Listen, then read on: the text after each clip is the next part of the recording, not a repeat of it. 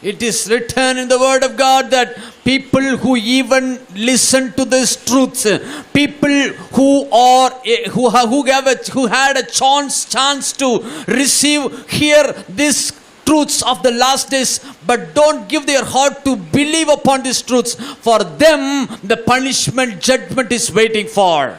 பின்பு நாம் வாசித்த வெளிப்படுத்தல் 20ஆம் அதிகாரம் 11 முதல் 15 வசனத்திற்குட்பட்ட வெள்ளை சிங்காசன நியாயத்தீர்ப்பு என்ற பாவிகளாய் வாழ்ந்து மரித்த யாவரையும் நியாயம் விசாரித்து இரண்டாம் மரமாக்கிய அக்கினி கடலிலே தள்ளி போடப்படக்கூடிய 7வது நியாயத்தீர்ப்பு உண்டு என்று சொல்கிறார். So the 6th judgment is given to the people who do not believe the gospel even after heard the truth. The number 7th punishment will be given to Revelation chapter 20.